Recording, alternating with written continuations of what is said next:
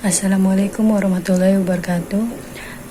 Saya Fajratul Komaria dan teman-teman saya ini Ayu Dwi Rahmawati, Muhammad Vicky Febio, Anissa Ika Indana, dan Siti Masnuna.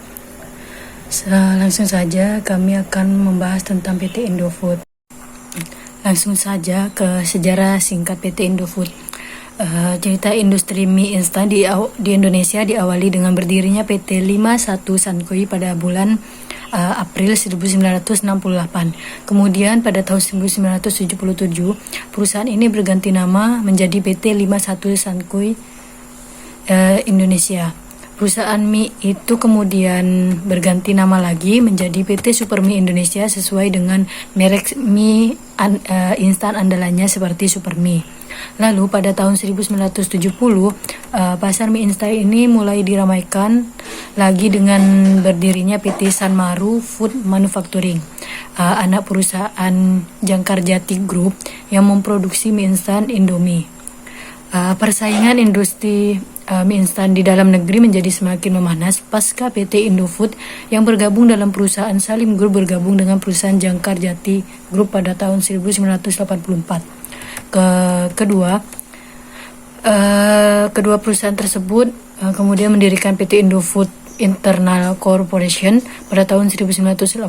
PT Indofood Internal Corporation melalui anak usahanya yaitu PT Lambang Insan Makmur mengambil alih PT Supermie Indonesia. Tahun berselang, tepatnya pada tanggal 14 Agustus 1990, berdirinya satu lagi perusahaan mie instan yaitu PT Panganjaya Inti Kusuma.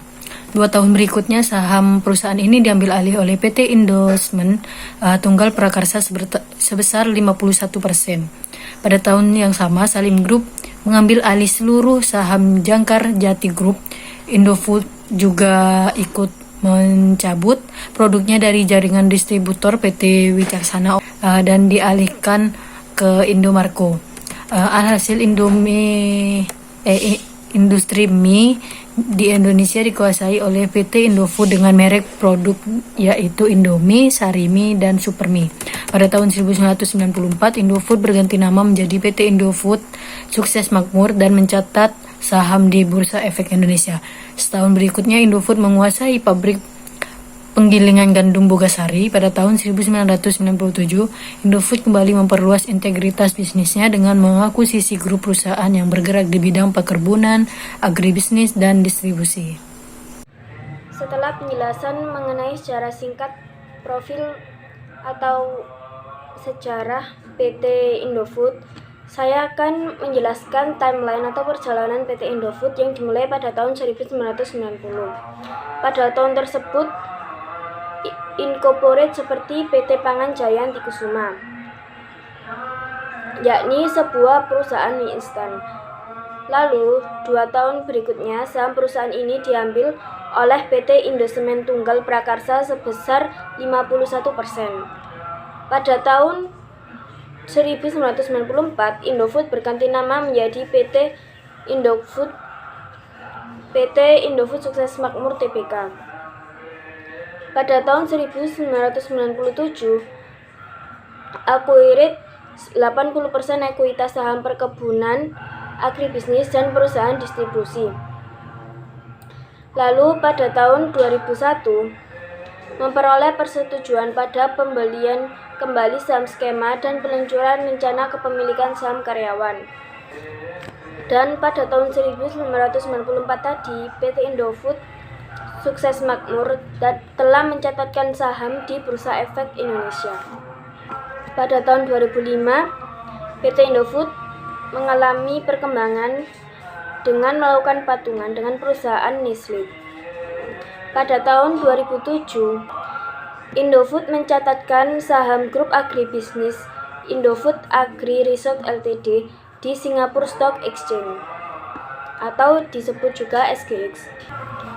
Grup agribisnis itu kemudian memperluas perkebunannya dengan mengakuisisi PT PP London Sumatera Indonesia Tbk, sebuah perusahaan perkebunan yang sahamnya telah tercatat di BEI. Setahun berikutnya, pada tahun 2018, grup agribisnis tersebut memulai kegiatan usaha gula dengan mengakuisisi PT Laju Perdana Indah. Di, di dalam PT Laju Perdana Indah tersebut, PT Indofood memegang kepemilikan sebanyak 60% saham. Lalu pada tahun 2013, grup agribisnis memperluas kegiatan usaha gulanya ke negara Brasil dan juga negara Filipina. Dan terakhir pada tahun 2018, grup CBP kembali mengakuisisi seluruh kepemilikan saham pada anak perusahaannya di bidang minuman dan produk kuliner, serta memperluas pendistribusian produk kegiatan usaha paper diaper. Selanjutnya yaitu penerapan CRM pada perusahaan Indofood. Untuk mengelola setiap kritik dan saran dari konsumen, Indofood membentuk fungsi layanan konsumen. Layanan konsumen ini dibagi lagi berdasarkan kelompok produk dari Indofood. Seperti yang pertama yaitu pembentukan fungsi layanan konsumen Indofood. Ada Indofood Call Center Corporate, Indofood Call Center mie instan, Indofood Call Center produk susu, Indofood Call Center makanan ringan, Indofood Call Center bumbu makanan dan sirup, Indofood Call Center nutrisi dan makanan spesial, Indofood Call Center tepung dan pasta, Indofood Call Center minyak. Yang kedua yaitu pengembangan sumber daya manusia. Pelaksanaan pengembangan sumber daya manusia dilakukan melalui berbagai program pelatihan dan pengembangan yang bertujuan untuk meningkatkan kompetensi karyawan, daya saing organisasi, dan kepuasan pelanggan. Upaya pelatihan difokuskan pada pengembangan keterampilan teknis dan soft skill dari karyawan pada semua level. Yang ketiga yaitu meningkatkan kualitas pengantaran dan produk dan ukuran kemasan yang disesuaikan. Prioritas utama Indofood adalah memperluas distribusi dan jangkauan atas jaringan outlet retail tradisional melalui peningkatan jumlah stock point dan outlet retail di daerah-daerah baru. Untuk pengembangan UKM dan industri, sasarannya adalah meningkatkan kualitas pengantaran dan memperbarui penawaran Indofood melalui produk dan ukuran kemasan yang disesuaikan dengan kebutuhan dari si pelanggan tersebut. Selanjutnya nomor 4, itu ada sistem manajemen logistik yang terintegrasi. Dukungan logistik juga akan disempurnakan dengan ketersediaan data yang berkonsolidasi dari berbagai depo dan pabrik melalui sistem manajemen logistik yang terintegrasi.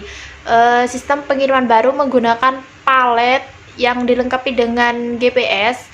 Tracking juga akan diterapkan guna dapat mengoptimalkan pengantaran ke depo-depo dan para pelanggan industrinya. Saya di sini akan melanjutkan presentasi yang telah disampaikan oleh teman saya yaitu Siti Masnuna tentang penerapan strategi CRM atau Customer Relationship Management pada PT Indofood.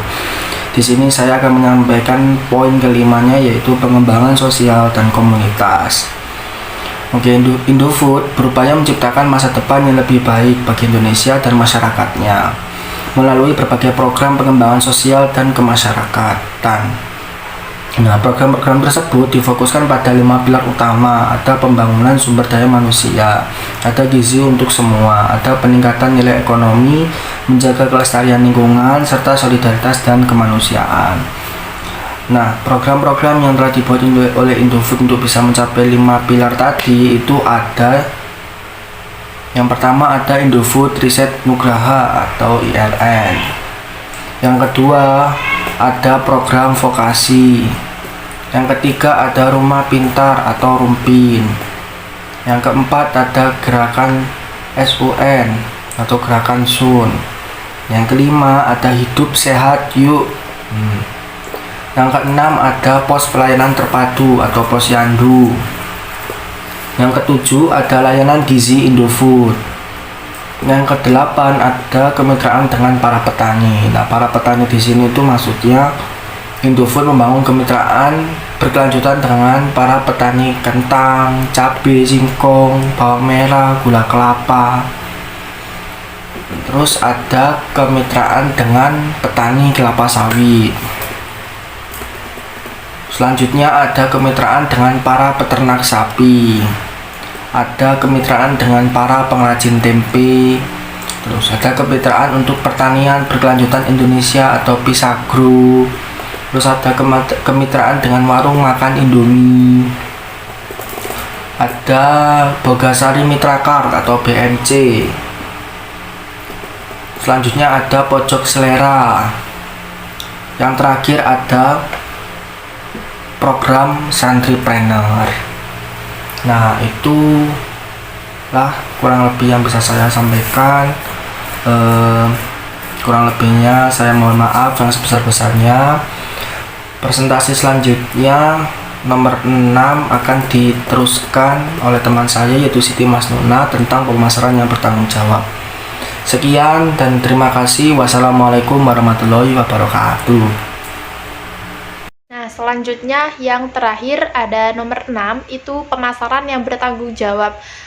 Di situ ada banyak macamnya, ada pelabelan produk, ada masukan konsumen. Nah, itu pelabelan produk itu seluruh produk makanan Indofood telah memiliki label yang tepat dengan uraian yang jelas dan akurat tentang kandungan dan informasi penting lainnya seperti komposisi produk, nilai gizi, tanggal kadaluarsanya, terus lokasi produksinya, serta sarana penyimpanan umpan balik.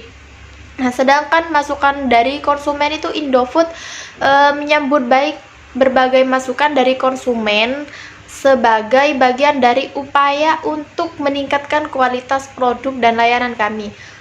Sistem layanan konsumen Indofood itu merupakan platform tersentralisasi untuk menerima dan menjawab masukan konsumen tentang produk dan layanan melalui saluran bebas pulsa dan surat elektronik. Nah, di tahun 2020 itu ada sebagian besar masukan yang diterima. Itu ada terkait dengan permintaan informasi mengenai produk, dan semua surat elektronik dan panggilan telepon telah ditanggapi dengan segera. Terima kasih. Cukup sekian presentasi kami hari ini. Kurang lebihnya mohon maaf. Wassalamualaikum warahmatullahi wabarakatuh.